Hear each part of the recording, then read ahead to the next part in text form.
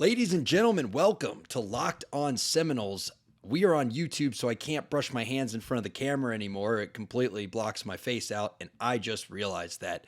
If you haven't checked out YouTube yet, make sure you do it. We are 70 subscribers strong now. I know that doesn't sound like a lot, but 5 weeks ago we were at 0. So big turnaround, just like this Florida State team. And tonight, well, we're going to look back. I was thinking about it, and I thought, hey, we're 4-6. We got 2 games left. If we win both, we make a bowl game, and we'll have beaten Florida in the swamp to do so. So if that happens, there's no way we're going to be able to be objective about how this season went. We'll be too excited. And if, knock on wood, we lose on Saturday and our bowl hopes are completely dashed headed into Florida, well, we're not going to be able to be objective about this season. So Drake and I thought, hey, it's Wednesday. Y'all are riding with us. We're riding with you. Let's look back at this season and say, going into these last 2 games, while our bowl hopes are in a Schrodinger's cat type state, the box is closed. Let's see how it goes. So Drake, let's roll that film, and then let's look back on the 2021 season.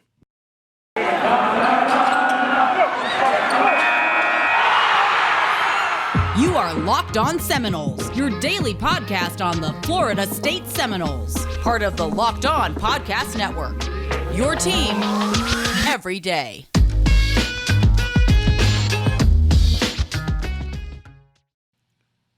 Yeah, so let's do it, folks. Let's look back at 2021. But Drake, before we do that, and we say how the team is doing, how are you doing, man? You got your 10 Hana hoodie on? Looks good. Thanks, man. I just got back from the gym, did a little bit of boulders, a little bit of shoulders, for the fam, for myself. Also, just want to wish my dad a happy birthday. Today is his birthday. I know he's listening to the episode right now. Dad, I'm excited, super stoked to take you out to dinner tonight. So we'll be doing that later today. But first, let us discuss what? 8/19. You're like, oh, we're going to, oh, you mean tomorrow? I was like, man, you are in South Florida. If it's 8/19, you just sat down to record. You're like, can't wait to take you to dinner tonight. I'm like, what, you guys got the old Miami 10:30 reservation? Yeah, you know what it is, man. The siesta, if you will. Of course, man. Of course. Although I will say a Spaniard by the name of Jose Ramon explained to me when I was over there how to properly take a siesta. If anyone's curious, here's how you're supposed to do it according to a true Spaniard. You get an espresso or a Cuban coffee. You lay down or recline. Get in a laying position. You drink it very quickly and you close your eyes. Your tiredness will knock you out.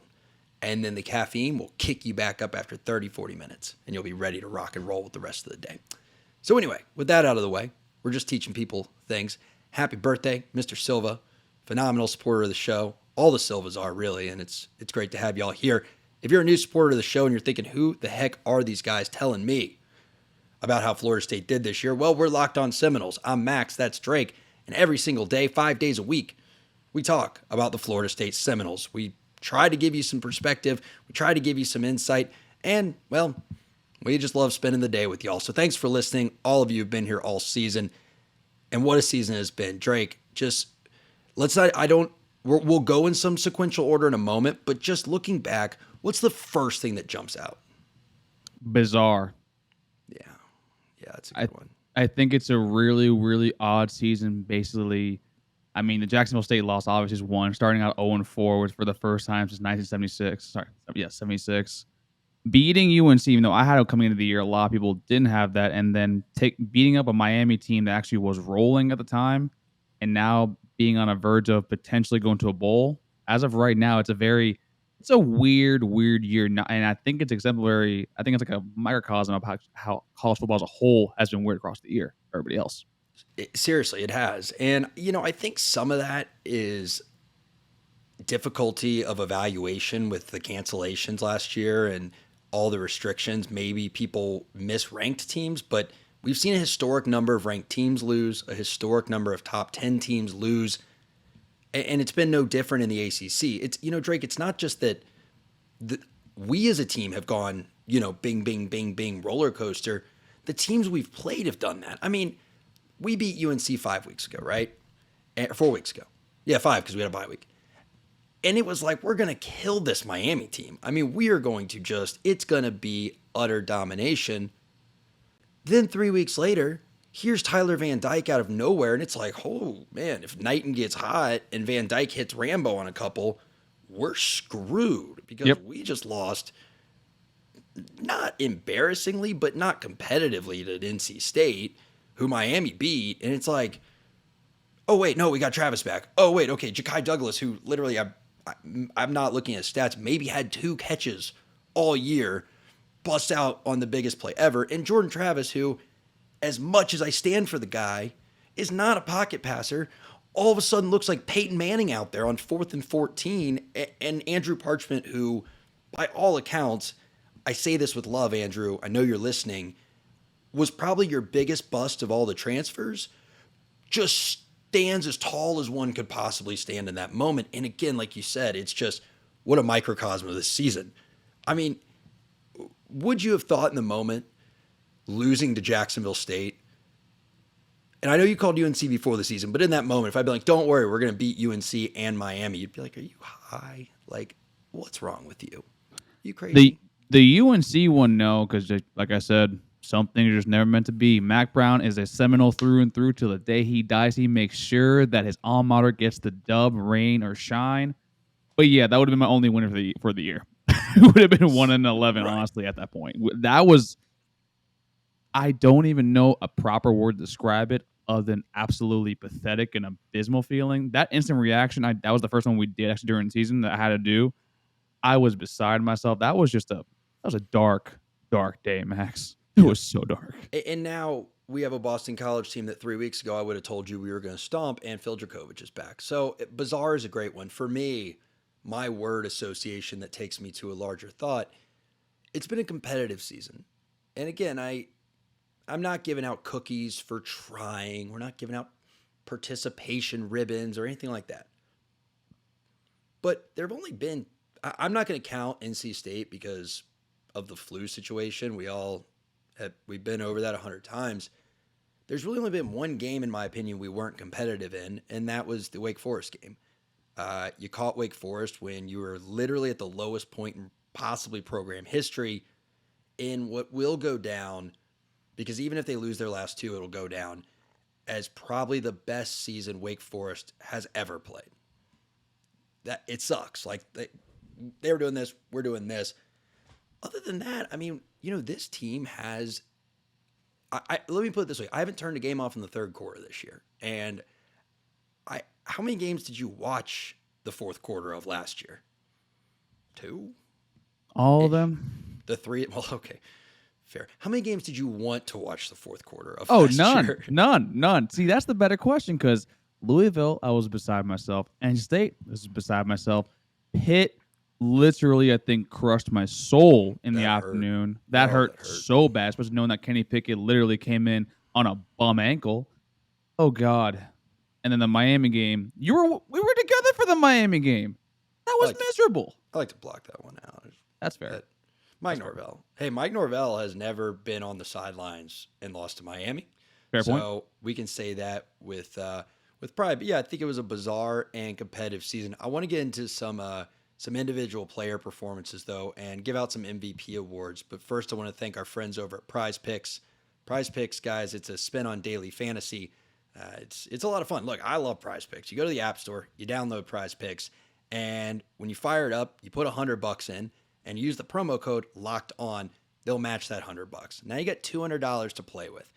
What you're going to do is you're going to draft a lineup of 3 to 5 players. Each of those players will have a statistical proposition. So it'll say, do you think Jordan Travis is going to throw for more or less than 150 yards? If you think he's going to throw for more and you select more and he does, well, that one went, that's a check mark on your list. If 3 of your 5 win and you're right about 3 of 5, you get a return on your entry and you can pick how much your entry is. If 4 of your 5 are right, you get a bigger return on your entry. And if all 5 of yours are right, you get like a 10 or maybe it's even a 12-to-1 return on your entry. So you put in $20, you're getting $240 to go out to the bar and celebrate your big win that night. So go to the App Store, go to the Google Play Store, download Prize Picks, and use promo code Locked On. All right, Drake, now that I've told the people how they can make some money off of individual players, let's talk about our individual players' performances this year. We're going to start with offense. We're going to go to defense, and we've got 4 awards to hand out for each. Don't worry, I'll give them back to you one by one, but I'll set the table first. I'm going to get your MVP of the skill positions, including quarterbacks. You're going to have some tough decisions to make there. I want your MVP in the trenches. And then I want your newcomer of the year. Like, doesn't have to be rookie of the year. It can be someone that maybe just saw significantly more action this year than last year. Up to you there. And then I'm going to want your unsung hero. Someone that you feel like maybe didn't get the recognition they were due this year, and I don't mean, just spoiler alert, like not like a Jordan Travis because some people badmouthed it, but someone you really feel like, hey, I think he shined and maybe was overshadowed by the rest of the offense. So let's start with your skill position MVP. Who gets that award for you? I'm not going to say Jordan Travis. I'm going to say that for you because I know that's going to be your guy. I'm actually going to go with Jayshon Corbin. Agent Zero has been a man to be reckoned with all season long. I think that he has developed into a player that, quite frankly, is going to be playing on Sundays, even though I'm hearing some rumors that he actually might be coming back for another year, which will actually be huge for a running back room. But he's definitely someone they see. He finally has his gear back, like you were saying, in the offseason. He's got the home run ability. He makes people miss. He has great vision back there, and he's a great supplementary back to Trayshawn Ward. And now we see DJ Williams also being played up into the fold. And he makes Jordan Travis's life as easy as Jordan Travis makes his life, as well. Basically, now you have to worry about both of them. And like going into last year, we didn't know what we had with Jayshon Corbin. He kind of started coming out a little bit. You saw with the Duke game, but then you saw from Notre Dame onwards that he is the real deal. So give me Agent Zero, Jayshon Corbin. Yeah, man. Look, I'm not an NFL scout, so if you're watching on YouTube, maybe hit us with a comment if you are and you know the answer to this question. I don't know what Jayshon Corbin has left to prove. I know stats and metrics, some agree, some disagree. I subscribe to the mileage theory for running backs. I think he should go and get his money now, but I would love to have him back. My offensive skill position MVP is Jordan Travis, just because I think that, now he's sort of the solidified starter, but we forget how much he battled through, injury in camp, really got banged up, and he's taken so much work just to get where he is, and it's cool to finally see him almost having the reward and the payoff for that. And now he's selling dope hoodies, by the way. You see that online? He's dropped new merch. JordanTravis13.com. He's not sponsored, but they're pretty dope, actually. I'm gonna get one, man. What about, all right, in the trenches? Who's your in the trenches MVP for the season? Oh, it's our favorite lineman that's rocking Hawaiian shirts and Cartier sunglasses at graduation. The big boy, Mr. Dillan Gibbons, a.k.a. Dilly G. We have Philly G from Notre Dame from 1 foot down. We have Dilly G, the heart and soul, I think, right now of our offensive line, because DLT, unfortunately, he's not the same player. And thankfully, Dillan Gibbons is there to kind of like lighten the load and actually be somewhat sort of a mentor to younger players like a Mo Smith, like a Robert Scott, like Darius Washington, and also with DLT there too. So he's definitely going to be he might be both unsung hero and trench monster for my personal opinion, because I just love what he's brought to the team. And you just see how in every time where you show me the play where he pulls out and goes to the right side, goes to the left side, the athleticism and kind of like even when he's hurt like that with a lower ankle injury, I think is what it was. That's the issue that he's having. I'm not 100% sure, but to fight through that and still perform very well, that to me is he's a dog, man. He's my boy. Yeah, no, hey, man. I think that is a great award. Mine I'm going to give out is Darius Washington. He's not really an unsung hero. I did pull up his numbers just because I wanted to make sure I got it right. He's taken 669 nice snaps on the year as a blocker, the most of anyone. That's a lot. Jesus. Yeah, the most of anyone on the team. Number 2 is Robert Scott at 565. So he has 105 more snaps than the second most snaps on the team as a blocker, that is. 77.1 grade from PFF in the pass block. He's allowed 0 sacks on the year. He's only allowed 9 hurries. 365 of those have been at left tackle, 292 at right tackle. Maybe that's more of an unsung hero. I mean, he really doesn't get enough love, so he gets my MVP award. And then because I kind of debated going back and forth on this, if you don't mind me going first on this one, my unsung hero is my man Bavion Johnson. I think that Bavion, look, I respect the grind. All right, as someone who went to college for 6 years, it's hard to be in college for 6 years because you get to a point, don't laugh, where that's like he's a 23-year-old man. He knows he's probably not going to the NFL. And he's like dealing with 18-year-old kids and he's sitting in biology on a Tuesday instead of being out there making money and advancing his career. That's not easy. You do that for the love of the game and to honor a commitment you made 6 years ago to the Florida State Seminoles. He had to go through 3 coaches, never really got a fair shake, couldn't figure the snapping out, and he's done what's asked of him. He's humbled himself. He's been willing to play guard, and he has been a serviceable ACC guard, which, yeah, we want better at Florida State, but for a kid that, you know what, could have quit on this team a long, long time ago, props to him for sticking it out. That is my unsung hero. Drake, who's the unsung hero for you? It was Dillan Gibbons, man. I legitimately you're doing the 2. Okay. Yeah, I think for me, like, he does so much stuff that we don't accolades, dude. Bro, like I said, man, if you rock Cartier sunglasses before your commitment on graduation day with that smile, and then he does the big man, big heart with Josh Newberg, 247 Sports. Yep. He does the bring Timothy Italia. To me, he does so much on and off the field that, quite honestly, my personal opinion, as a fellow thick boy, I got to go with him. No, I love it. All right, let's get over to the defense. And before we do that, real quick. Whoa. You forgot the newcomer, my guy. Oh, I did, didn't I? Yeah, you did, man. Bro, get your head in the game, man. I'm sorry. I did my best. Old Dane Cook routine. Look it up. If you haven't seen it for you youngins out there, Dane Cook had some great bits. Look up anyway. Newcomer of the year, buddy. If we're pinging, I guess 1-1. I mean, for me, it's got to be Malik Mclean. Do you mind if I steal him? Is that who you were going to go with? No, go ahead. I mean, Malik Mclean, kind of got an unfair, I think, shake because we do this to freshmen, especially early enrollees. We're like, we let them be freshmen for 5 minutes, and then we start judging them as if they've been here for 5 years. And it's like, dude, for a true freshman kid out there, he had a really great year. And I'm really excited to see what he develops into in the passing game, especially in a wide receiver core that desperately needs their talent to develop. I'm interested to see what he becomes. I'm going to go with someone that actually was in the roster last year, but didn't really start playing until this year. And that was Trayshawn Ward. I think that's someone that literally came in as a PWO under the former staff. Was basically Norvell didn't have to honor that sort of commitment, commitment to him to eventually get a scholarship. He got that through hard work, dedication. There were reports of him potentially being the best running back in the room, which I was like, okay, like I'm very optimistic with a lot of these kids, but let's slow down the brakes a little bit when you have a Jason Corbin back there. And then we saw day in and day out that he probably is the most athletically gifted of all the backs, and he has definitely brought a different wrinkle to our rushing attack. And we saw that on Saturday, too, just the way he was able to attack the linebackers in space. So to me, Trayshawn Ward, while he's not the freshest face in the roster, he's definitely the freshest face amongst the Seminole fans, Seminole faithful. So give me Trayshawn Ward for newcomer of the year.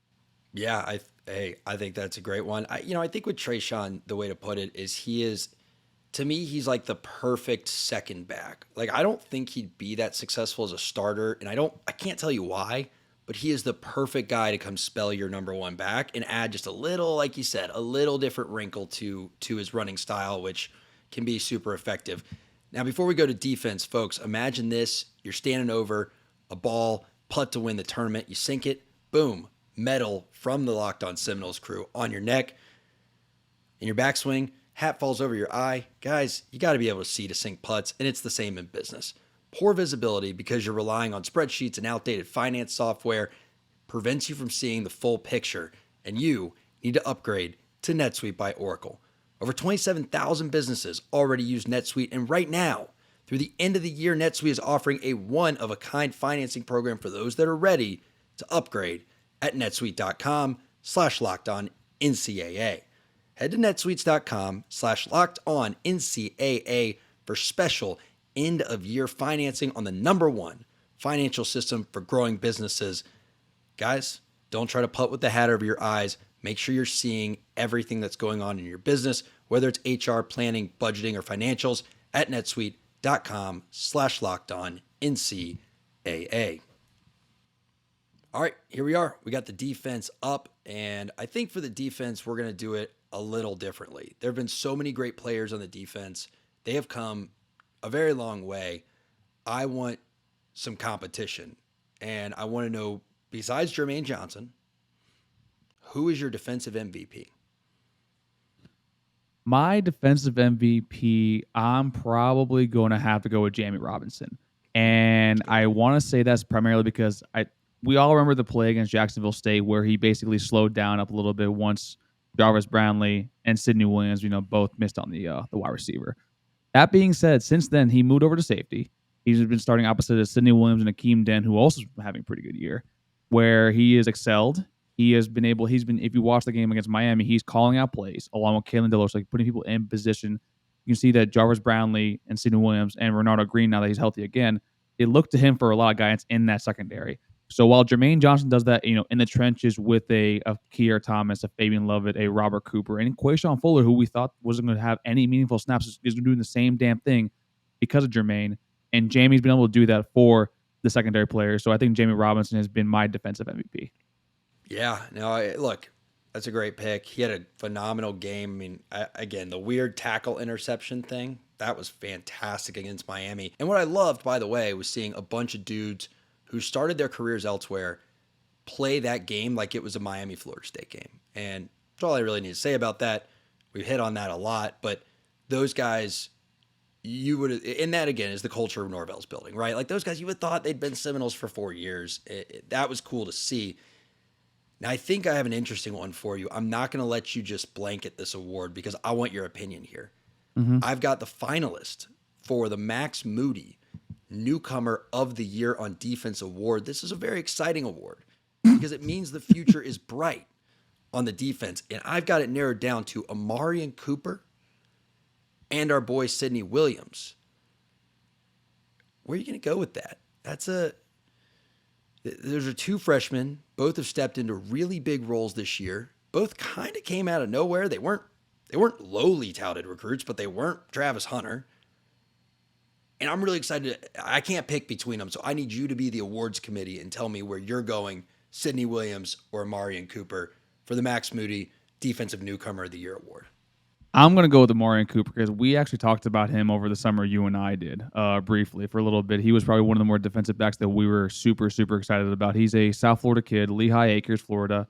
The kid is extremely talented. The kid who we had to fight off Michigan to get him back in the spring. And to me, that's a kid that you see that if he was healthy, he honestly might have been starting day one, primarily because Jarian Jones, while I think he's a great reserve cornerback, defensive back, Omari Cooper just has a sort of different mentality when it comes to guarding. He's also a lot more athletic. He's a lot faster. And on that first down on Miami's last drive, he pressed the crap out of Charleston Rambo. He didn't allow Charleston Rambo a damn thing at all whatsoever. And to me, that's a kid that you're going to see starting over Brownlee next year, primarily because I think Brownlee's future position is at safety. Now, I know Omari Cooper, per PFF and per the game, was starting at safety. He played a majority of his snaps actually at corner. So you're going to probably see him with Kevin Knowles and also with Travis Hunter actually in that secondary starting next year. So to me, it's Omari Cooper. Sidney Williams, I think, is going to be good, not next year, but the year after, because I think Akeem Dent, as now we've seen him fully healthy, is going to be a star. Is going to be the stud that we thought was coming in, along with Sam McCall, Jamie Robinson, and Renardo Green when they're healthy. So to me, it's Omari Cooper over Sidney Williams. Hey man, nothing to add to that. Really, really well put. And is it fair to say that the future is bright in the secondary right now? I mean, when I filter by coverage snaps and I filter out linebackers, and I look at the guys that had the most snaps in coverage, Jarvis Brownlee, 389, he'll be back next year. Jamie Robinson, 372, he'll be back next year. Kevin Knowles, 265 snaps in coverage, he's a freshman. Probably actually should have included him in that list, but he's a good freshman, but not Max Moody Newcomer of the Year award. Akeem Dent, 221 snaps in coverage. He'll be back next year. Jarian Jones, 195 snaps in coverage. He'll be back next year. So if we round up 195 to 200, we have 5 defensive backs that took over 200 live snaps in coverage this year. Coming back, we add Travis Hunter, the number 2 overall recruit in the country. Number 1 now. Oh, is he? Okay. Oh, he's number 1 now. Number 1. And hopefully, depending on what happens with Bama and the offers there, we also had Sam McCall, another top 5 DB. That is, I'm not going to get into name syndrome too early. The future is very bright at DB. Last thing before we get out of here, overall, there's 2 games left. So at this point, preseason projections, we were projecting we'd be at 5, to 6.5, 7 wins. Well, we did get a little hyped. We'll say we were projecting 5 to 7. At this point, we're at 4. Don't get overly pessimistic on me, but what grade would you give this team for the season they've put together? I'd probably give them a C. Maybe actually a C plus if I'm being a little bit nicer. If you want me to, like, that to me, I think is the appropriate grade, because while we did lose Jacksonville State, we did beat Miami, and that was the one thing you and I harped on a lot in the offseason. And Dave was the same way. We need to beat at least one of the rivals, especially now. The stability among all three programs was coming into question entering the year. We thought Florida was going to be on top of the hill, beating up Georgia, winning the SEC East, and challenging Bama for the conference. We thought Miami was turning things around with De'Aaron King and Manny Diaz somehow still doing great things down there. It's flip-flop now. And now we guess you can showcase to recruits that after beating Miami, that we're not only the best team in the state, the best program in the state, we're also the most stable. We have a foundation that actually, like, we can't be negatively recruited right now. I'm sorry. Florida is an absolute horror show. I said that yesterday. Miami is going through an entire inflow. I was speaking to free friends of mine who are boosters down there. They are doing some sweeping changes all right three now. Of the boosters down there? No, there's 5 of them. Oh, okay. There's 5 of them. Cool. Yeah, There's not two double. you don't know. Yeah, Sorry, just I didn't mean to yeah. cut you off. You're in a really good point right there. Keep going. No, but like the thing is, like, they're down there, they're doing sweeping changes through not only football, but with baseball and basketball with their athletic department, and also lead over to their academics. So right now, to me, that was so integral to win that game on Saturday that it has changed my perception of the team. Now, it kind of gives me a little more stock with Michael. I mean, I haven't called him Mike yet. He still hasn't. If he beats Florida, I'll go back to calling him Mike. But for right now, I think we're in a very, very good spot. And now, give it a C. Give it a C plus. I agree. No, I agree. I think that's a very good way to put it. The thing I will say, because I like leaving people with a, oh my gosh, did he just say that take? I do wonder if recruits even remember we lost to Jacksonville State at this point. I mean, look, that feels like forever ago to us. Imagine a recruit that has 6 different colleges talking to him at any given time, who the biggest negative recruiters that would talk about Jacksonville State were Miami and Florida, who now we just beat one of them. The other gave up 52 to Samford. So I'm not saying it shouldn't count. I'm genuinely asking, and I don't know the answer. I really don't know if recruits even care anymore. It's like, hey, yeah, now it's a blemish on a very strong C+, CC+. I agree with that grade body of work versus it being a huge sticking point on an F- body of work, which it was in week 4. So with that, guys, that's how we view the season. That is our best attempt at having an objective take on how this season went, because the next 2 weeks, I can't lie to you, they are going to be exciting. If we win this weekend, holy cow, next Saturday is going to be nuts. If we don't, well, I can't promise there'll be a Monday episode because I will be very sad. But hey, we beat Miami, so I'm going to enjoy that for 2 more days. I'm Max. That was Drake.